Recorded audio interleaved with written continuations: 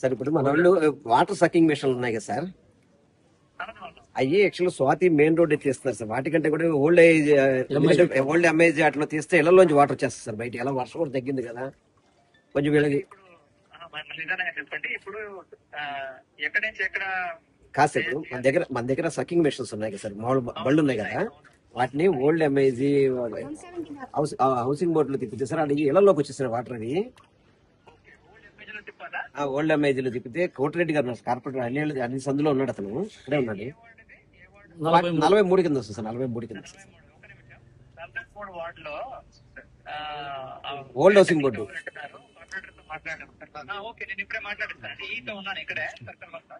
తర్వాత కొంచెం ఇళ్లలో కూడా వాటర్ వచ్చినాయి, కొంచెం సర్వే చేయించండి సార్. కొంచెం చాలా వరకు వచ్చినాయి, చేయించమని.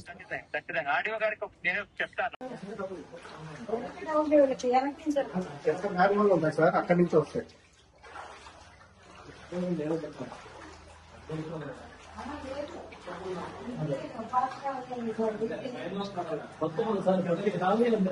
ఇల్లు ఉంది సార్ ఇక్కడ.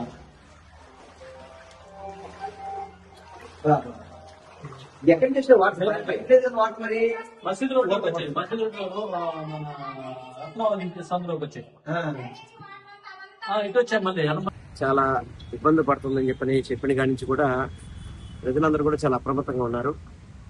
కాకపోతే ఇంకా వాస్తవం చెప్పాలంటే విజయవాడ ఆ తుఫాన్ ఎఫెక్ట్ నుంచి లేకపోవడం చాలా సంతోషంగా ఉంది. ఎందుకంటే సైక్లోన్ కనుక గట్టిగా వచ్చుంటే కనుక విజయవాడ నగరానికి కూడా కొంత ఇబ్బందులు ఉంటాయని చెప్పిన ఆలోచనతో అధికారులు చాలా వరకు అందరినీ అప్రమత్తం చేశారని చెప్తున్నారు. కానీ ఈ వాటర్ ఈ కొద్దిపాటి వర్షానికే మనకి ఈ రోజు చూసుకుంటే కనుక భవానీపురంలో ఓల్డ్ హౌసింగ్ బోర్డు కానివ్వండి, అదేవిధంగా డూప్లెక్స్ హౌస్లు కానివ్వండి, ప్రియదర్శిని కాలనీ కానీ, కొండల బజార్ కానివ్వండి, ఉర్మిళ నగర్ కానివ్వండి, రోటరీ నగర్ కానివ్వండి, ఇవన్నీ కూడా వాటర్తో నిండిపోయిన పరిస్థితి.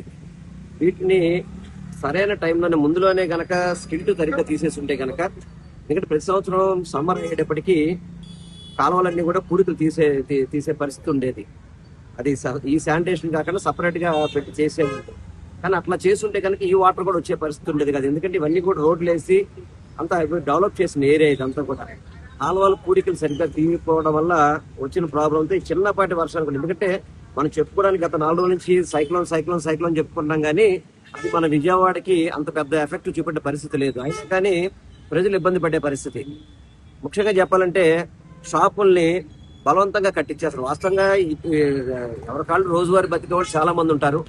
షాపుల్ని బలవంతంగా కట్టించేయడం ఇవన్నీ కూడా కొంచెం సరైన పద్ధతి కాదు. ఎందుకంటే ఎప్పుడైనా అవసరం కొద్దీ చేయాలి తప్ప అత్యుత్సాహం చూపెట్టి అధికారులు కూడా కొంతమంది వ్యాపారస్తుల్ని, అదేవిధంగా రోడ్డు మీద ఏదైతే రోజువారీగా అమ్మే వాళ్ళని కానీ వాళ్ళందరినీ కూడా ఆపడం అనేది కరెక్ట్ అయిన పద్ధతి కాదు. ఎందుకంటే సిస్టమ్స్ బట్టి, టైమ్స్ బట్టి వాళ్ళకి ఎప్పటికప్పుడు వాతావరణ శాఖ నుంచి ముందు ఇన్ఫర్మేషన్ ఉంటుంది.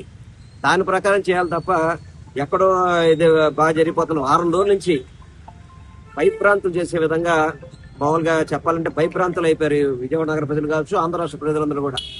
అదృష్టవాదాలతో ఆ దేవుడి దయతో అటువంటి ముప్పు మనకు తప్పింది. కానీ ఈ చిన్న ఇబ్బందులు కూడా లేకుండా ఉంటే బాగుంటుందని భావిస్తున్నాం. తప్పకుండా ఏదైతే త్వరితగతన ఇళ్లలోకి లోతట్టు ప్రాంతంలో ఉన్న వాటర్ కూడా త్వరితగతన నగరపాలక సంస్థ అధికారులు కావచ్చు, ప్రభుత్వ యంత్రాంగం కావచ్చు, ప్రతి ఒక్కళ్ళు కూడా త్వరితగత వాటిని బయటికి మూవ్ చేసి వాళ్ళందరికీ కూడా ఎవరైతే ఇళ్లలోకి వాటర్ ఉన్నాయో వాళ్ళందరికీ కూడా నష్టపరిహారం ఇవ్వాలి. ఎందుకంటే వాళ్ళు దాదాపు 2-3 రోజులు పళ్ళకి వెళ్ళకపోవడం కానివ్వండి. ఎందుకంటే అదేవిధంగా వాళ్ళు ఇల్లు వదిలేసి పునరావాసాలకు వెళ్ళడం జరిగింది. వాళ్ళందరికీ కూడా నష్టపరిహారం ఇవ్వాలని చెప్పిన కూడా మేము వైఎస్ఆర్ కాంగ్రెస్ పార్టీ పట్ల డిమాండ్ చేస్తాం.